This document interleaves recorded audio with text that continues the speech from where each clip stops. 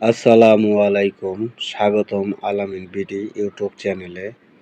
আজ আমি দেখাবো কিভাবে ফ্রিজ দীর্ঘদিন ব্যবহার করা যায়।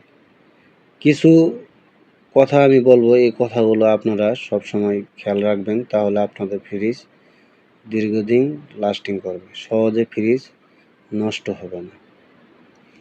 তো এই কথাগুলো মনোযোগ দিয়ে শুনুন, ভিডিওটি কেউ টানাটানি করবেন না। যদি টানাটানি করেন তাহলে কথাগুলো বুঝতে পারবেন না।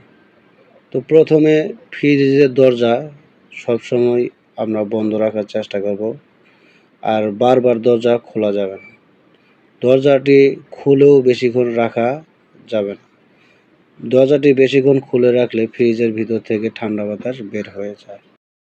ফ্রিজের ভিতরে খুব বেশি জিনিস একসাথে রাখবেন না, এতে ঠান্ডা বাতাস ঘুরতে পারে না। সব সময় চেষ্টা করবেন ফ্রিজে হালকা পরিমাণের একটু ফাঁকা যাতে থাকে, এভাবে মাল রাখার চেষ্টা করবেন। ফ্রিজের পিছনে যেই কম্প্রেসার আছে, কন্ডেন্সার আছে, এগুলো একটু পরিষ্কার রাখবেন, মাসে 2-1 বার হলেও পরিষ্কার করবেন।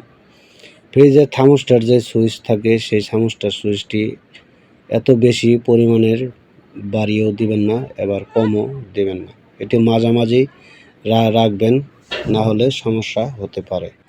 প্রতি মাসে ফ্রিজ আপনার 2 বার বা 1 বার পরিষ্কার করবেন, ভিতরে বাহিরে এবং উপরে সব জায়গায় পরিষ্কার করার চেষ্টা করবেন। এভাবে ফ্রিজ ব্যবহার করলে ফ্রিজ সহজে নষ্ট হবে না। আপনারা একটি যে কথা সবসময় মনে রাখবেন, যে কোনো জিনিস ব্যবহার করা এটি হলো সম্পূর্ণ নিজের উপরে। ফ্রিজের দরজার যেই গ্যাসকিট থাকে, এটিকে অনেকে রাবার বলে, এই রাবারটিও চেক দিবেন কোথাও কোনো জায়গায় ছিঁড়ে গেছে কিনা বা নষ্ট হয়ে গেছে কিনা। যদি নষ্ট হয়ে যায় এটিও চেঞ্জ করবেন, এতেও কিন্তু ফ্রিজের ঠান্ডা নষ্ট হয়ে যায়। এই কথাগুলো মেনে চললে আপনার ফ্রিজ সহজে নষ্ট হবে না, দীর্ঘদিন ফ্রিজ চালাতে পারবেন। তো ভিডিওটি ভালো লাগলে লাইক দিবেন, শেয়ার করবেন এবং আমাদের চ্যানেলটি সাবস্ক্রাইব করবেন। সবাইকে ধন্যবাদ।